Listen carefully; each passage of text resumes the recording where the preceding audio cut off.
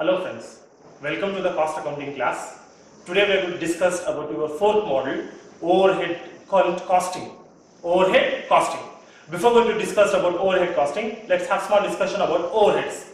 Overheads means we all discussed in the first model. Overheads means all those indirect material, indirect expenses and indirect labor. Is called aggregate of indirect material, indirect labor and indirect expenses we can set as a overheads. What do you mean by indirect?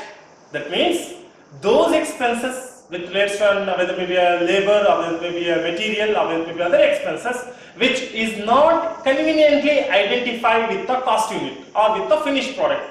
ಅಂದ್ರೆ ಯಾವ expenses ನಮಗೆ easy ಸೇ material ಜೊತೆ identify ಮಾಡಕ್ ಆಗಲ್ಲ ಅದನ್ನ ನಾವು indirect cost ಅಂತ ಹೇಳ್ತೀವಿ. ಡೈರೆಕ್ಟ್ ಕಾಸ್ಟ್ ಅಂದ್ರೆ ಗೊತ್ತಿದೆ, those material which are those expenses which easily or conveniently identify with the cost unit. Example, ಈಗ ನಾವು ಈ ಬ್ಲಾಕ್ ಬೋರ್ಡ್ ನ ತಗೊಂಡ್ರೆ ಈ ಬ್ಲಾಕ್ ಬೋರ್ಡ್ ನಲ್ಲಿ ನಾವೇನ್ ಕಾಣುತ್ತೀವಿ, ಬೀಡಿಂಗ್ ಕಾಣುತ್ತೆ ಅಂಡ್ ದಿಸ್ ಬೋರ್ಡ್ ಶೀಟ್ ಕಾಣುತ್ತೆ. ಇದು ನಮಗೆ ಡೈರೆಕ್ಟ್ ಮೆಟೀರಿಯಲ್. ಡೈರೆಕ್ಟ್ ಮೆಟೀರಿಯಲ್ ಅಂತಂದ್ರೆ those material which conveniently or easily identify with the finished product. ಅದು ಡೈರೆಕ್ಟ್ ಮೆಟೀರಿಯಲ್. ಅಂದ್ರೆ direct cost means those expenses which can be conveniently identified or expect with the finished product. ಅದನ್ನ ನಾವೇನಂತ ಹೇಳ್ತೀವಿ, direct cost ಅಂತ ಹೇಳ್ತೀವಿ. indirect cost ಅಂದರೆ which cannot be or which unable to easily identify with the finished product. Example, ಈ board ನ example ತಗೊಂಡ್ರೆ ಈ ಶೀಟ್ ನ, ಈ ಬ್ಲಾಕ್ ಶೀಟ್ ನ, ಮೈಕಾ ಶೀಟ್ ನ ನಿಮ್ಮ ಕಾರ್ಡ್ಬೋರ್ಡ್ ಶೀಟ್ ಗೆ ಅಟ್ಯಾಚ್ ಮಾಡಬೇಕು ಅಂದ್ರೆ ದಿ ರಿಕ್ವೈರ್ಡ್ ಫೆವಿಕಲ್ ಎಷ್ಟಾಗಿದೆ ಅಂತ ಈ ಹೇಳಕ್ಕಾಗಲ್ಲ. ಸ್ಮಾಲ್ ಎಕ್ಸಾಂಪಲ್, ಈಗ ನಾವು ಒಂದು ರೂಮ್ ನ ಕಲರಿಂಗ್ ಮಾಡಬೇಕು ಅಂತಂದ್ರೆ ಪೇಂಟ್ ಎಷ್ಟು ಲೀಟರ್ ಆಗುತ್ತೆ ಅಂತ ಕಲರಿಂಗ್ ಆದ್ಮೇಲೆ ನಾವು ಹೇಳ್ಬೋದು ವಿತ್ ಪರ್ಟಿಕ್ಯುಲರ್ ವಾಲ್ ನ ನೋಡಿ ಇಷ್ಟು ಲೀಟರ್ ಆಗಿರುತ್ತೆ ಪೈಂಟ್ ಅಂತ. ಆದರೆ ಅದೇ ಪೈಂಟ್ ಮಾಡೋ ಮುಂಚೆ ಪೇಂಟರ್ ಏನ್ ಮಾಡ್ತಾನೆ, ಸಾಲ್ಟ್ ಪೇಪರ್ ನ ಎತ್ಕೊಂಡು ವಾಲ್ ನ ವಾಟ್ ಇಸ್ ಲೈಕ್ ಸ್ಮೂತಿಂಗ್ ಮಾಡ್ಕೊಂತಾನೆ, ರಬ್ ಮಾಡ್ತಾನೆ, ನೋಡಿರ್ಬೋದು. ಆ ಸಾಲ್ಟ್ ಪೇಪರ್ ಎಷ್ಟಾಗಿದೆ ಅಂತ ನಾವೇನ್ ಮಾಡಕ್ಕಾಗಲ್ಲ, ಈಜಿ ಸೆ ಹೇಳಕ್ಕಾಗಲ್ಲ ಇಷ್ಟೇ ಸಾಲ್ಟ್ ಪೇಪರ್ ಕನ್ಸ್ಯೂಮ್ ಆಗಿದೆ ಅಂತ before pointing. So that type of expenses is called as indirect expenses, aggregate of all those direct indirect material, indirect labor and indirect expenses is called as a overhead. ಈಗ ಇವತ್ತು ಈ particular concept ನಲ್ಲಿ ನಾವು ಏನ್ discuss ಮಾಡ್ತೀವಿ ಅಂದ್ರೆ how this overhead are distributed among the various departments in an organization. ಒಂದೇ department ಇತ್ತು ಪರವಾಗಿಲ್ಲ, ಎಲ್ಲ ಎಕ್ಸ್ಪೆನ್ಸಸ್ ಅದರದೇ ಅಂತ ಹೇಳ್ಬೋದು. Suppose in an organization if there is a n number of departments, whether it be production as well as the service, then it's very difficult to allot or to what we say apportion the particular expenses to a particular department. Example, ನಮ್ಮ ಕಾಲೇಜಲ್ಲಿ 4 departments ಇದೆ, BSc, BCom, BCA, BBA. So ಈ 4 departments ಗೂ ನಾವೇನ್ ಮಾಡ್ತೀವಿ, segregate ಮಾಡ್ತೀವಿ. Example, faculty salary ನಾವು ಹೇಳ್ಬೋದು, ಕಾಮರ್ಸ್ ಡಿಪಾರ್ಟ್ಮೆಂಟ್ ಫ್ಯಾಕಲ್ಟಿ ಸ್ಯಾಲರಿ ಇಷ್ಟು, ಸೈನ್ಸ್ ಡಿಪಾರ್ಟ್ಮೆಂಟ್ ಫ್ಯಾಕಲ್ಟಿ ಸ್ಯಾಲರಿ ಇಷ್ಟು ಅಂತ ಈ ದಿವಸ ಡಿಸ್ಟ್ರಿಬ್ಯೂಟ್ ಮಾಡಬಹುದು. ಇದನ್ನ ನಾವೇನಂತ ಹೇಳ್ತೀವಿ, ಅಲೋಕೇಶನ್ ಅಂತ ಹೇಳ್ತೀವಿ.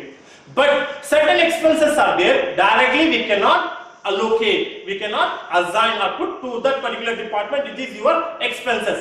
Example, ಈ ಕಾಲೇಜ್ದು ಎಲೆಕ್ಟ್ರಿಸಿಟಿ ಬಿಲ್, ಮೀಟರ್ ಕಾಲೇಜ್ಗೆಲ್ಲ ಒಂದೇ ಇರುತ್ತೆ, ಆದ್ರೆ ಡಿಪಾರ್ಟ್ಮೆಂಟ್ 4 ಇದೆ. ಈಗ ಕಾಲೇಜ್ ನಲ್ಲಿ ನೋಡ್ಕೋಬೇಕು ಈ ಎಲೆಕ್ಟ್ರಿಸಿಟಿ ಎಕ್ಸ್ಪೆನ್ಸಸ್ ಏನಿದೆ ಅದು ಪರ್ಟಿಕ್ಯುಲರ್ ಆಗಿ ಯಾವ ಡಿಪಾರ್ಟ್ಮೆಂಟ್ ಎಷ್ಟು ಕನ್ಸ್ಯೂಮ್ ಮಾಡ್ತಾ ಇದೆ ಅಂತ. For that sake we are going to use certain bases for apportionment, certain bases for apportionment. ಈಗ ಈ ಎಲೆಕ್ಟ್ರಿಸಿಟಿ ಬಿಲ್ ನಾವ್ ಏನ್ ಮಾಡ್ತೀವಿ, ಪ್ರತಿ ಡಿಪಾರ್ಟ್ಮೆಂಟ್ ನಲ್ಲಿ ಇಲ್ಲ ಪ್ರತಿ ರೂಮ್ ನಲ್ಲಿ ಲೈಟ್ ಪಾಯಿಂಟ್ಸ್ ಆಗಿರ್ಬಹುದು, ಇಲ್ಲ ಅಂದ್ರೆ ಯೂಸ್ ಮಾಡುವಂತ ಮಿಷನರೀಸ್ ಆಗಿರ್ಬಹುದು, ಅದರ ಬೇಸಿಸ್ ಮೇಲೆ ಎಲೆಕ್ಟ್ರಿಸಿಟಿ ಬಿಲ್ ನಾವೇನ್ ಮಾಡ್ತೀವಿ, ಡಿಸ್ಟ್ರಿಬ್ಯೂಟ್ ಮಾಡ್ತೀವಿ. ಇದನ್ನ ಅಪೋರ್ಷನ್ಮೆಂಟ್ ಅಂತ ಹೇಳ್ತೀವಿ. ಈ ಅಪೋರ್ಷನ್ಮೆಂಟ್ ನಾವು 2 ವೇನಲ್ಲಿ ಮಾಡ್ತೀವಿ. ಯಾವಾಗ ಅಂದ್ರೆ, suppose if in an organization all the departments are production department, problem ಇಲ್ಲ, ಬೇಸಿಸ್ ಮೇಲೆ ನಾವೇನ್ ಮಾಡ್ತೀವಿ, ಡಿಸ್ಟ್ರಿಬ್ಯೂಟ್ ಮಾಡ್ತೀವಿ. Suppose if in an organization there are production department as well as service department. ಏನ್ ಸರ್ ಸರ್ವಿಸ್ ಡಿಪಾರ್ಟ್ಮೆಂಟ್ ಅಂತಂದ್ರೆ they provide a rendered service to smoothen the production activities. ಹಂಗಂದ್ರೆ small example, what we say like machinery repair ಮಾಡುವಂತ engineers ಒಂದು separate department ಇರ್ತಾರೆ, ಅವ್ರು production ಅಲ್ಲಿ involve ಆಗಲ್ಲ. Missionary ಏನಾದ್ರು ಬ್ರೇಕ್ ಡೌನ್ ಆಯ್ತು, ರಿಪೇರ್ ಆಯ್ತು, ಅವ್ರು ಏನ್ ಮಾಡ್ತಾರೆ, ಅದನ್ನ ಬಂದು ಸಹಾಯ ಮಾಡ್ತಾರೆ ಟು ಸ್ಮೂತನ್ ದ ಪ್ರೊಡಕ್ಷನ್, ಮಿಷನರಿನ ರೆಡಿ ಮಾಡಕ್ಕೆ. ಅದು ಸರ್ವಿಸ್ ಡಿಪಾರ್ಟ್ಮೆಂಟ್ ಅಂತ ಹೇಳ್ತೀವಿ. ಈ ತರ ಏನಾದ್ರು 2 ರಿಂದ 3 ಸರ್ವಿಸ್ ಡಿಪಾರ್ಟ್ಮೆಂಟ್ ಇತ್ತು ಅಂತಂದ್ರೆ ದೆನ್ ವಿ ಹ್ಯಾವ್ 2 ಸಿಚುವೇಶನ್, ಒಂದು ನಾನ್ ರೆಸಿಪ್ರೋಕಲ್ ಬೇಸಿಸ್, ಇನ್ನೊಂದು ರೆಸಿಪ್ರೋಕಲ್ ಬೇಸಿಸ್.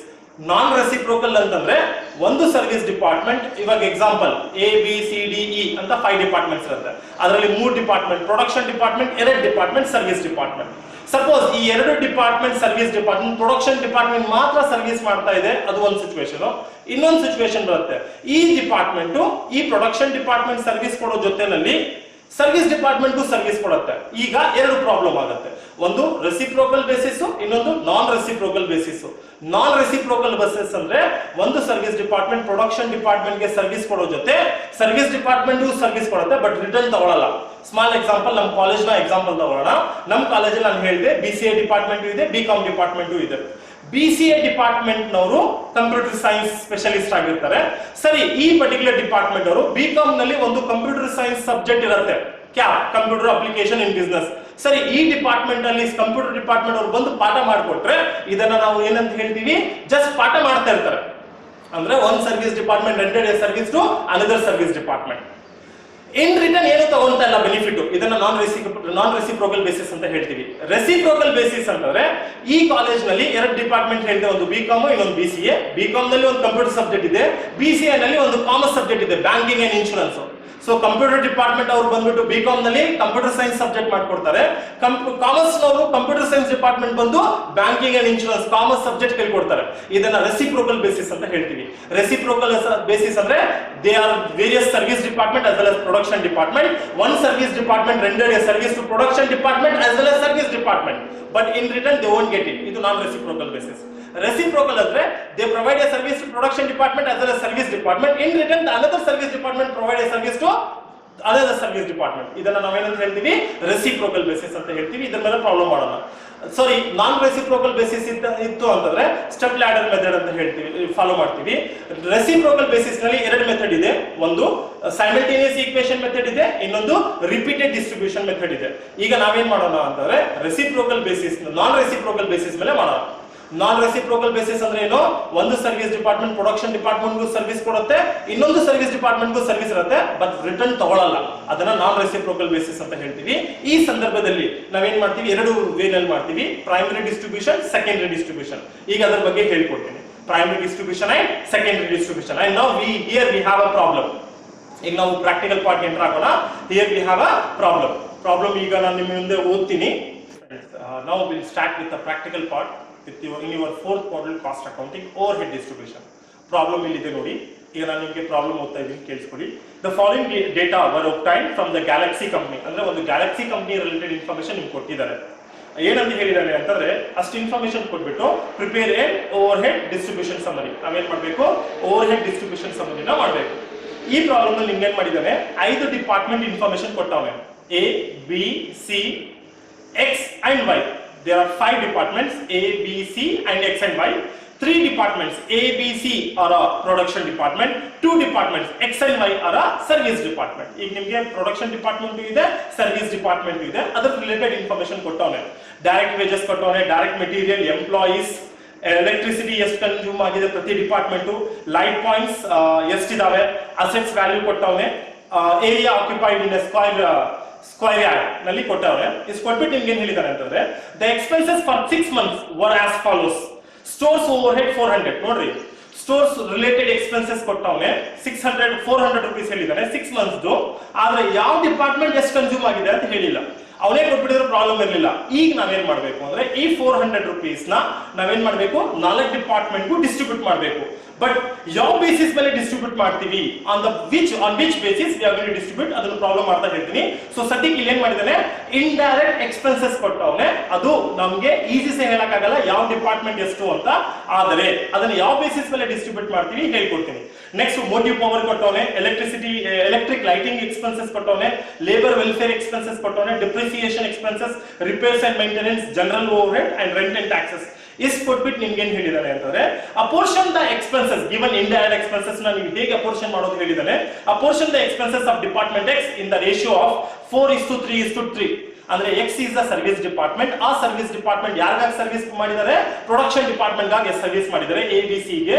ಆ ಡಿಪಾರ್ಟ್ಮೆಂಟ್ ಅದ್ರದ್ದು ಆಗೋ ಎಕ್ಸ್ಪೆನ್ಸಸ್ ನ ಆ ಡಿಪಾರ್ಟ್ಮೆಂಟ್ ಪ್ರೊಡಕ್ಷನ್ ಡಿಪಾರ್ಟ್ಮೆಂಟ್ ಗೆ 4:3:3 ರೇಷಿಯೋ ನಲ್ಲಿ ಡಿಸ್ಟ್ರಿಬ್ಯೂಟ್ ಮಾಡಿ. And that of Y department in proportionate to the direct wages. ಅಂದ್ರೆ ವೈ ಡಿಪಾರ್ಟ್ಮೆಂಟ್ ಡೈರೆಕ್ಟ್ ವೇಜಸ್ ಎಷ್ಟಿದೆ ಅದರದ್ದು ರೇಷಿಯೋ ತಗೊಂಡಾಗ ಎ ಬಿ ಸಿ ನಮ್ಮ ಡಿಪಾರ್ಟ್ಮೆಂಟ್ ನಾವೇನ್ ಮಾಡಬೇಕು ಡಿಸ್ಟ್ರಿಬ್ಯೂಟ್ ಮಾಡಬೇಕು. ಸೊ ಇಷ್ಟು ಇನ್ಫಾರ್ಮೇಶನ್ ಕೊಟ್ಟವನೆ. ನಾವು let's start with problems. Okay, here we have a overhead distribution summary. In a problem, they have provided a indirect expenses. Now, on a various basis, we are going to be distributed that among the various departments. As we all know that we have 5 departments, 3 production department and 2 service department. Here we have first indirect expenses that have given in a problem, stores overhead. Stores related expenses. Here that is distributed or that is on a direct material basis, we are going to distribute it among the various departments.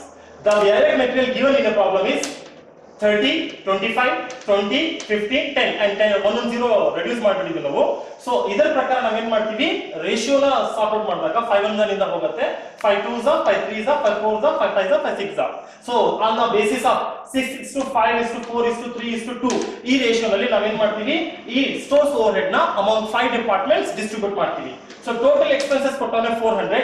So ಅದರ ಪ್ರಕಾರ ನೋಡಿದಾಗ 400 into 6 divided by total of this, you will get 120. As the same way, production department B, department C, department service department X and service department Y. In this these 400 are distributed on this ratio among these 5 departments. 3 production department and 2 service department. Next we have a motive power consumption. This power consumption is taken or distributed based on electricity or kilowatt. That is given in a problem 10 15 15 5 5 and 5 ones in the ಹೋಗದೆ simplify ಮಾಡ್ಕೊಂಡಿದ್ದೀವಿ 1 1 3 3 2. So the total amount is 1500 are distributed among departments in this ratio.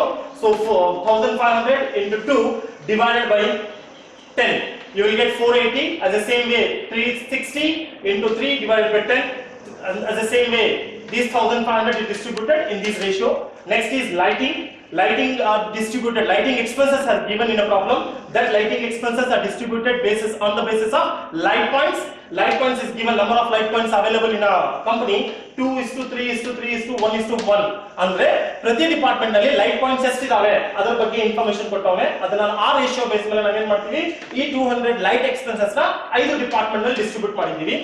As the same way, we have they also given information about labor expenses, labor welfare expenses. But ಯಾವ basis ಮೇಲೆ ಅಂತ ಏನು ಹೇಳಿಲ್ಲ ಅಂದ್ರೆ ಅದನ್ನ ಏನ್ ಮಾಡಬೇಕು ಅಂದ್ರೆ on the number of workers basis ಮೇಲೆ. ಏನ್ ಸರ್ ಲೇಬರ್ ವೆಲ್ಫೇರ್ ಅಂತಂದ್ರೆ for a labor welfare certain expenses has taken in a organization. So ಅದನ್ನ ಯಾವ ಬೇಸಿಸ್ ಮೇಲೆ ಮಾಡ್ತೀವಿ ನಂಬರ್ ಆಫ್ ವರ್ಕರ್ಸ್ ಬೇಸಿಸ್ ಮೇಲೆ ಮಾಡ್ತೀವಿ. ರೇಷಿಯೋ ತಗೊಂಡಾಗ 4:3:3:1:1 ಬರುತ್ತೆ. ಈ 3000 ನ ಈ ರೇಷಿಯೋ ಬೇಸಿಸ್ ಮೇಲೆ 5 ಡಿಪಾರ್ಟ್ಮೆಂಟ್ ಅಲ್ಲಿ ಡಿಸ್ಟ್ರಿಬ್ಯೂಟ್ ಮಾಡ್ತೀವಿ. The next is about depreciation ಯಾವ್ದ್ರ ಮೇಲೆ ತಗೊಂತೀವಿ ಅಸೆಟ್ಸ್ ಮೇಲೆ ತಗೊಂತೀವಿ. ಏನು ಹೇಳಿಲ್ಲ ಅಂದ್ರೆ ಅಸೆಟ್ ವ್ಯಾಲ್ಯೂ ಕೊಟ್ಟಿರ್ತಾನೆ ಆ ಅಸೆಟ್ ವ್ಯಾಲ್ಯೂ ಮೇಲೆ ನಾವೇನ್ ಮಾಡಬೇಕು ಡಿಸ್ಟ್ರಿಬ್ಯೂಟ್ ಮಾಡಬೇಕು. 6000 ಡಿಪ್ರಿಸಿಯೇಷನ್ ಇದೆ ಅಸೆಟ್ ವ್ಯಾಲ್ಯೂ ಕೊಟ್ಟವನೆ ಅದರ ರೇಷಿಯೋ ತಗೊಂಡಾಗ 5:3:2:1:1 ಬರುತ್ತೆ. ಈ ರೇಷಿಯೋ ಡಿಸ್ಟ್ರಿಬ್ಯೂಟ್ ಮಾಡಿದಾಗ 5 ಡಿಪಾರ್ಟ್ಮೆಂಟ್ ನಾವು ಅಮೌಂಟ್ ಇಷ್ಟು ಡಿಸ್ಟ್ರಿಬ್ಯೂಟ್ ಮಾಡ್ತೀವಿ. The next related information given in a problem is about repairs and maintenance. ಏನ್ ಮಾಡಿದಾನೆ ಯಾವ್ದನ್ನ ತಗೊಂತೀವಿ ಮೆಷಿನರಿನ ತಗೊಂತೀವಿ. ಮೆಷಿನರಿ ಬಗ್ಗೆ ಹೇಳಿಲ್ಲ ಅಂದ್ರೆ ಅಸೆಟ್ ವ್ಯಾಲ್ಯೂ ಕೊಟ್ಟಿರ್ತಾನೆ ಅದ್ರ ಬೇಸಿಸ್ ಮೇಲೆ ನಾವು ಡಿಸ್ಟ್ರಿಬ್ಯೂಟ್ ಮಾಡ್ತೀವಿ. ರೇಷಿಯೋ ಆಗಲೇ ಹೇಳಿದೆ. ಸೊ ಅದರ ಪ್ರಕಾರ 1200 ನ 5 ಡಿಪಾರ್ಟ್ಮೆಂಟ್ ನಲ್ಲಿ ಡಿಸ್ಟ್ರಿಬ್ಯೂಟ್ ಮಾಡ್ತೀವಿ. ಅದನ್ನ ನಾವೇನಂತ ಹೇಳಿ ಈ ರೇಷಿಯೋ ಬೇಸಿಸ್ ಮೇಲೆ. The next is general overhead ಅಂದ್ರೆ apart from these expenses other expenses ಅದು ಏನೋ ಹೇಳಿಲ್ಲ ಅಂದ್ರೆ ನಾವೇನ್ ಮಾಡ್ತೀವಿ ಅದನ್ನ ಡೈರೆಕ್ಟ್ ವೇಜಸ್ ಮೇಲೆ ಡಿಸ್ಟ್ರಿಬ್ಯೂಟ್ ಮಾಡ್ತೀವಿ. ಅವ್ನು ಯಾವ್ದಾದ್ರು ಪರ್ಟಿಕ್ಯುಲರ್ ಬೇಸಿಸ್ ಹೇಳಿದ್ರೆ ಅದ್ರ ಪ್ರಕಾರ ಮಾಡಿ. If nothing is provided information on what basis that general expenses are distributed on the basis of direct wages. Direct wages ಎಷ್ಟು ಇದೆ ರೇಷಿಯೋ ಅಂದ್ರೆ ಅಮೌಂಟ್ ಕೊಟ್ಟವನ ಪ್ರಾಬ್ಲಮ್ ಅಲ್ಲಿ 7:6:5:1:1 ಈ ಬೇಸಿಸ್ ಮೇಲೆ ನಾವು ಡಿಸ್ಟ್ರಿಬ್ಯೂಟ್ ಮಾಡ್ತೀವಿ. ಟೋಟಲ್ ಅಮೌಂಟ್ 10,000 ಇದೆ. ಈ 10,000 ನ ಈ ರೇಷಿಯೋನಲ್ಲಿ 5 ಡಿಪಾರ್ಟ್ಮೆಂಟ್ ಡಿಸ್ಟ್ರಿಬ್ಯೂಟ್ ಮಾಡ್ತೀವಿ. The next is rent and tax ಇದೆ. Rent and tax area occupied base ಮೇಲೆ ಕೊಡ್ತೀವಿ. ಅದನ್ನ 4:3:3:1:1 ಬೇಸಿಸ್ ಮೇಲೆ ಡಿಸ್ಟ್ರಿಬ್ಯೂಟ್ ಮಾಡಿದಾಗ 600 rupees ನ ಈ 5 ಡಿಪಾರ್ಟ್ಮೆಂಟ್ ಅಲ್ಲಿ ಡಿಸ್ಟ್ರಿಬ್ಯೂಟ್ ಮಾಡ್ತೀವಿ ಅಮೌಂಟ್. ಇಷ್ಟು ನಮಗೆ ಇಂಡೈರೆಕ್ಟ್ ಎಕ್ಸ್ಪೆನ್ಸಸ್. ಇಷ್ಟು ಆದ್ಮೇಲೆ ನಿಮಗೆ direct material, direct wages and direct expenses ಕೊಟ್ಟಿದ್ರೆ take only the service department. Service department actually ಎಷ್ಟು ಕೊಟ್ಟವನೆ ನೋಡ್ರಿ ಈ ಪ್ರಾಬ್ಲಮ್ ನಲ್ಲಿ ಡೈರೆಕ್ಟ್ ವೇಜಸ್ ಕೊಟ್ಟವನೆ. ಡೈರೆಕ್ಟ್ ವೇಜಸ್ ಎಷ್ಟು ಕೊಟ್ಟವನೆ ಅಂತಂದ್ರೆ service department X 1000, service department Y 1000. ನಾವು ಪ್ರೊಡಕ್ಷನ್ ಡಿಪಾರ್ಟ್ಮೆಂಟ್ ತಗೊಳ್ಳಲ್ಲ. ಯಾಕೆ ತಗೊಳ್ಳಲ್ಲ ಅಂತಂದ್ರೆ ಪ್ರೈಮ್ ಕಾಸ್ಟ್ ಕ್ಯಾಲ್ಕುಲೇಟ್ ಮಾಡುವಾಗ ಅಲ್ಲಿ ತಗೋಬಿಟ್ಟಿರ್ತೀವಿ, ಅದಕ್ಕೆ ನಾವ್ ಇಲ್ಲಿ ತಗೊಳ್ಳಲ್ಲ. Direct material, direct wages, direct expenses ಅಲ್ಲಿ ತಗೊಂಡಿರ್ತೀವಿ, ಪ್ರೊಡಕ್ಷನ್ ಡಿಪಾರ್ಟ್ಮೆಂಟ್ ಡೈರೆಕ್ಟ್ ಆಗಿ ತಗೊಂಡಿರ್ತೀವಿ. ಆ ಕಾರಣಕ್ಕಾಗಿ direct wages take only the service department. Actually ಎಷ್ಟು ಕೊಟ್ಟವನೇ ಅಷ್ಟು, ಎರಡು ಡಿಪಾರ್ಟ್ಮೆಂಟ್ ಸೇರಿದಾಗ 2000 rupees ಆಗುತ್ತೆ. ಅದೇ ಸೇಮ್ ಡೈರೆಕ್ಟ್ ಮೆಟೀರಿಯಲ್ ಕೊಟ್ಟವನೇ, ಟೇಬಲ್ ಅಲ್ಲಿ ಕೊಟ್ಟಿದ್ದಾನೆ, ಅದನ್ನು ಆಕ್ಚುಯಲ್ ಸರ್ವಿಸ್ ಡಿಪಾರ್ಟ್ಮೆಂಟ್ ಎಷ್ಟು ಇದೆ ಅಷ್ಟನ್ನು ತಗೊಂತೀವಿ, total 2500. Production department direct material, direct wages, direct expenses ತಗೊಳ್ಳಲ್ಲ. ಇದು ಪ್ರೈಮರಿ ಡಿಸ್ಟ್ರಿಬ್ಯೂಷನ್. ಇಷ್ಟು ಏನ್ ಮಾಡಿದೀವಿ ನಾವು, ಇದು ಪ್ರೈಮರಿ ಡಿಸ್ಟ್ರಿಬ್ಯೂಷನ್. ಇದರ ಪ್ರಕಾರ total cost consumption is 27,400. A department, production department 8340, B department 6220, C department 51,800 and X and Y service department total expenses ಆಯಿತು. ಇದು ಪ್ರೈಮರಿ ಡಿಸ್ಟ್ರಿಬ್ಯೂಷನ್. ಆದ್ರೆ ಎಕ್ಸ್ ಅಂಡ್ ವೈ ಸರ್ವಿಸ್ ಯಾರಿಗೆ ಕೊಡೋದು, ಈ ಪ್ರೊಡಕ್ಷನ್ ಡಿಪಾರ್ಟ್ಮೆಂಟ್ ಗೆ. ಸೊ ಅದಕ್ಕಾಗಿ ನಾವೇನ್ ಮಾಡ್ತೀವಿ, ಈ ಎಕ್ಸ್ಪೆನ್ಸಸ್ ನ ತೆಗೆದು ಪ್ರೊಡಕ್ಷನ್ ಡಿಪಾರ್ಟ್ಮೆಂಟ್ ನ ಡಿಸ್ಟ್ರಿಬ್ಯೂಟ್ ಮಾಡ್ತೀವಿ. ಅದನ್ನ ಸೆಕೆಂಡರಿ ಡಿಸ್ಟ್ರಿಬ್ಯೂಷನ್ ಅಂತಾದ್ರೂ ಹೇಳ್ತೀವಿ, ಇಲ್ಲ ಅಂತಂದ್ರೆ ರೀಅಪೋರ್ಷನ್ಮೆಂಟ್ ಅಂತಾದ್ರೂ ಹೇಳ್ತೀವಿ. ರೀಅಪೋರ್ಷನ್ಮೆಂಟ್ ಸೆಕೆಂಡರಿ ಡಿಸ್ಟ್ರಿಬ್ಯೂಷನ್ ಏನಂತಂದ್ರೆ ಸರ್ವಿಸ್ ಡಿಪಾರ್ಟ್ಮೆಂಟ್ ಎಕ್ಸ್ಪೆನ್ಸಸ್ ನ ತೆಗೆದು ಮತ್ತೆ ರೀಅಪೋರ್ಷನ್ ಅಂದ್ರೆ ಮತ್ತೆ ರೀಡಿಸ್ಟ್ರಿಬ್ಯೂಟ್ ಮಾಡ್ತೀವಿ ಅಮಾಂಗ್ ಪ್ರೊಡಕ್ಷನ್ ಡಿಪಾರ್ಟ್ಮೆಂಟ್. ಈಗ ನೋಡಿ, service department X total expenses ಅವ್ರಿಗೆ ಎಷ್ಟಿದೆ, 4100 ಇದೆ, ಅಂದ್ರೆ 4100 ಇದೆ. ಈ 4100 ನ ತೆಗೆದು ನೀಲ್ ಮಾಡ್ತೀವಿ, ಈ ಸರ್ವಿಸ್ ಡಿಪಾರ್ಟ್ಮೆಂಟ್ ಎಕ್ಸ್ಪೆನ್ಸಸ್ ನ ಪ್ರೊಡಕ್ಷನ್ ಡಿಪಾರ್ಟ್ಮೆಂಟ್ ಡಿಸ್ಟ್ರಿಬ್ಯೂಟ್ ಮಾಡ್ತೀವಿ. ಯಾವ ರೇಷನ್ ಅಲ್ಲಿ ಡಿಸ್ಟ್ರಿಬ್ಯೂಟ್ ಮಾಡ್ತೀವಿ, ಪ್ರಾಬ್ಲಮ್ ಅಲ್ಲಿ ಅವನೇ ಹೇಳಿದ್ದಾರೆ. ಡಿಪಾರ್ಟ್ಮೆಂಟ್ ಎಕ್ಸ್ ಸರ್ವಿಸ್ ಡಿಪಾರ್ಟ್ಮೆಂಟ್ ಏನಿದೆ ಎಕ್ಸ್, ಅದರದ್ದು ಎಕ್ಸ್ಪೆನ್ಸಸ್ ನ ಎ ಬಿ ಸಿ ಗೆ ಡಿಸ್ಟ್ರಿಬ್ಯೂಟ್ ಮಾಡ್ತೀವಿ ಇನ್ ದ ರೇಷಿಯೋ ಆಫ್ 4:3:3. ಸೊ ಈ ಬೇಸಿಸ್ ಮೇಲೆ ಡಿಸ್ಟ್ರಿಬ್ಯೂಟ್ ಮಾಡ್ತೀವಿ. ಹಂಗಂದ್ರೆ 41 ಅಂದ್ರೆ 4100 into 4 divided by 10 ಮಾಡಿದಾಗ ನಮಗೆ 1640 ಬರುತ್ತೆ. 4100 into 3 divided by 10 ಮಾಡಿದಾಗ 1230 ಬರುತ್ತೆ. 4100 into 3 divided by 10 ಮಾಡಿದಾಗ 1230 ಆಗುತ್ತೆ. ಅಂದ್ರೆ ಸರ್ವಿಸ್ ಡಿಪಾರ್ಟ್ಮೆಂಟ್ ಎಕ್ಸ್ ನಿಲ್ ಆಗುತ್ತೆ. ಆ ಎಕ್ಸ್ಪೆನ್ಸಸ್ ತೆಗೆದು ಪ್ರೊಡಕ್ಷನ್ ಡಿಪಾರ್ಟ್ಮೆಂಟ್ ಗೆ ಡಿಸ್ಟ್ರಿಬ್ಯೂಟ್ ಮಾಡ್ತೀವಿ, ರೀಡಿಸ್ಟ್ರಿಬ್ಯೂಟ್ ಮಾಡ್ತೀವಿ. ಇದನ್ನ ಸೆಕೆಂಡರಿ ಡಿಸ್ಟ್ರಿಬ್ಯೂಷನ್ ಅಂತ ಹೇಳ್ತೀವಿ. ಒಂದೊಂದ್ಸತಿ ಪ್ರಾಬ್ಲಮ್ ಅಲ್ಲಿ ಪ್ರೈಮರಿ ಡಿಸ್ಟ್ರಿಬ್ಯೂಷನ್ ಡೈರೆಕ್ಟ್ ಆಗಿ ಕೊಟ್ಬಿಡ್ತಾನೆ, 6 ಮಾರ್ಕ್ಸ್ ಏನಾದ್ರು ಕೇಳಿದ್ರೆ ಸೆಕೆಂಡರಿ ಡಿಸ್ಟ್ರಿಬ್ಯೂಷನ್ ನೀವು ಮಾಡಬೇಕು. ಸೆಕೆಂಡರಿ ಡಿಸ್ಟ್ರಿಬ್ಯೂಷನ್ ಅಂದ್ರೆ ಏನು, ಸರ್ವಿಸ್ ಡಿಪಾರ್ಟ್ಮೆಂಟ್ ಎಕ್ಸ್ಪೆನ್ಸಸ್ ತೆಗೆದು ಪ್ರೊಡಕ್ಷನ್ ಡಿಪಾರ್ಟ್ಮೆಂಟ್ ಗೆ ಮತ್ತೆ ರೀಅಲೋಕೇಟ್ ಮಾಡೋದು. ಸೊ ಇಲ್ಲಿ 4100 service department X to total cost. That cost is because to render a service to production department A, B and C. So reapportioned secondary distribution 4100 distributed among production department. ನೋಡ್ರಿ, ಈ ಕೇಸಲ್ಲಿ ಏನು ಹೇಳಿಲ್ಲ, ಹಂಗಂದ್ರೆ ಒಂದು service department ಇನ್ನೊಂದು service department ಗೆ service ಕೊಡ್ತಾ ಇಲ್ಲ. Here service department rendering service only to production department. Here service department rendering a service only to production department. So ಆ ಕಾರಣಕ್ಕಾಗಿ ಈ ಸರ್ವಿಸ್ ಡಿಪಾರ್ಟ್ಮೆಂಟ್ ಎಕ್ಸ್ಪೆನ್ಸಸ್ ನ ಪ್ರೊಡಕ್ಷನ್ ಡಿಪಾರ್ಟ್ಮೆಂಟ್ ಡಿಸ್ಟ್ರಿಬ್ಯೂಟ್ ಮಾಡಿಬಿಟ್ಟಿದ್ದೀವಿ. By chance ಅವರೇನಾದ್ರೂ service department ಕೊಟ್ಟಿದ್ರೆ ಇದನ್ನ ಡಿಸ್ಟ್ರಿಬ್ಯೂಟ್ ಮಾಡ್ತಾ ಇದ್ದಾರೆ, ಅವ್ರಿಗೆ ಪ್ರಾಬ್ಲಮ್ ಅಲ್ಲಿ ಹೇಳಿಲ್ಲ. The two service department rendering a service only to production department, ಇದು ಒಂದು ಕೇಸ್. ಸೊ ಸದ್ಯಕ್ಕೆ ಡಿಪಾರ್ಟ್ಮೆಂಟ್ ಎಕ್ಸ್ ಆಯ್ತು. ಅದೇ ತರ ಡಿಪಾರ್ಟ್ಮೆಂಟ್ ಬೈ 3640 ಅಮೌಂಟ್ ನ ಏನ್ ಮಾಡ್ಬೇಕು, ಎ ಬಿ ಸಿ ಡಿಪಾರ್ಟ್ಮೆಂಟ್ಸ್ ಗೆ ಡಿಸ್ಟ್ರಿಬ್ಯೂಟ್ ಮಾಡಬೇಕು. ಯಾವ ರೇಷಿಯೋ ನಲ್ಲಿ ಅಂತ ಅವನೇ ಹೇಳಿದಾನೆ, ಡೈರೆಕ್ಟ್ ವೇಜಸ್ ಬೇಸಿಸ್ ಮೇಲೆ. ಡಿಪಾರ್ಟ್ಮೆಂಟ್ ವೇಜ್ ಡೈರೆಕ್ಟ್ ವೇಜಸ್ ಅಂದ್ರೆ ಡೈರೆಕ್ಟ್ ವೇಜಸ್ ರೇಷಿಯೋ ಏನಿದೆ ಆ ಬೇಸಿಸ್ ಮೇಲೆ ಈ 3640 ನ ಡಿಸ್ಟ್ರಿಬ್ಯೂಟ್ ಮಾಡ್ತೀವಿ. ಅದರ ಪ್ರಕಾರ ರೇಷಿಯೋ ತೆಗೆದಾಗ 7:6:5 ಬರುತ್ತೆ direct wages ratio.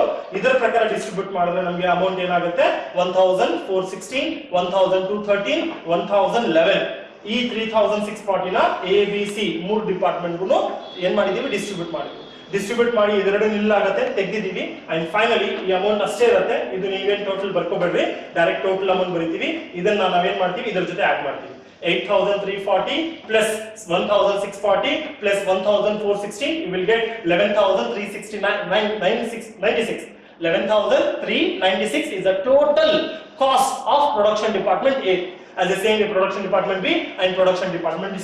This is the way how we are going to calculate the total cost after distributing the overheads among the various departments. Thank you so much.